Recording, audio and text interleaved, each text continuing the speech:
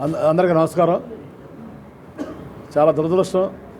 గతంలో చంద్రబాబు నాయుడు గారు కానీ, పవన్ కళ్యాణ్ గారు కానీ, ఇప్పుడు వాళ్ళ పార్టీ అభ్యర్థి సుధీర్ గారు కానీ నిస్వార్థంగా వాళ్ళ ప్రాణాల సైతం త్యజించి పనిచేసే వాలంటీర్స్ని స్లీపర్ సెల్స్ అని, టెర్రరిస్టులని, పనికిమాలిన వాళ్ళని, సంచులు మోయడానికి పనికొస్తారని, ఇలా రకరకాలుగా వాళ్ళ యొక్క ఆత్మగౌరవం దెబ్బతినే విధంగా, వాళ్ళ యొక్క మరి ఆత్మవిశ్వాసం దెబ్బతినే విధంగా చాలా ఘోరంగా కామెంట్ చేస్తున్నారు.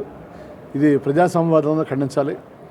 ఫస్ట్ ఇది. రెండోది ఏంటంటే, మనందరం గుర్తుపెట్టుకోవాల్సింది, కరోనా టైంలో ఏ పార్టీ నాయకుడు కూడా బయటకు రాలేదు, ఏ అధికారి కూడా బయటకు రావాలని భయపడిన పరిస్థితుల్లో వాలంటీర్స్ ప్రాణాలు తెగించి 6 సార్లు ప్రజా సాధికార సర్వే చేసి వాళ్ళు మరి ఎక్కువ టెస్టులు చేశారు, ఎక్కువ ట్రేసింగ్ చేశారు కరోనా, అలాగే ట్రీట్మెంట్ ఎక్కువ మందికి ఇప్పించగలిగారు.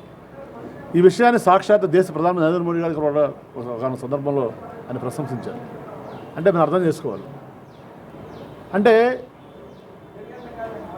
సమాజంలో జరిగే ఒక మంచిది పార్టీలకు అతీతంగా మనందరూ గౌరవించాలి. కానీ ప్రతిదాన్ని ఒక రాజకీయ కోణంలో చూడటం, ప్రతి వ్యక్తిని, ప్రతి విషయాన్ని వాళ్ళు రాజకీయ కోణంలో చూసి సమాజంలో ఏం మంచి జరగకూడదు, ఈ రాష్ట్రానికి ఏం మంచి జరగకూడదు, ఈ ప్రజలు బాగుపడకూడదు అనే విధంగా చంద్రబాబు నాయుడు గారు కానీ, మిగిలిన వాళ్ళు కానీ మరి వాళ్ళు ఈ రకంగా చేయడం ఎంతవరకు కరెక్ట్ అనేది ప్రజలందరూ కూడా ఆలోచించాలని విజ్ఞప్తి చేస్తున్నారు.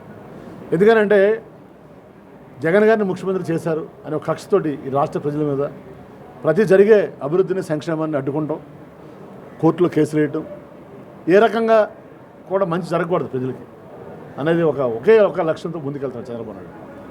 దాన్ని బట్టే వాళ్ళ అంచెలు కూడా వెళ్తున్నారు. ఇది ప్రజలందరూ కూడా, రాష్ట్ర ప్రజలు గమనించాలని అందరికీ విజ్ఞప్తి చేస్తున్నాను. మరి వాళ్ళ వాలంటీర్స్ ఇంటింటికి తీసుకెళ్ళి ఫస్ట్ తారీఖు రాగానే వాళ్ళ పెన్షన్ కానీ ఏ సౌకర్యం ఉంటే ఆ సౌకర్యం ప్రభుత్వం ఇచ్చే సంక్షేమ కార్యక్రమాలకు అందజేస్తున్నారు. వాటిని హర్షించలేకపోతున్నారు.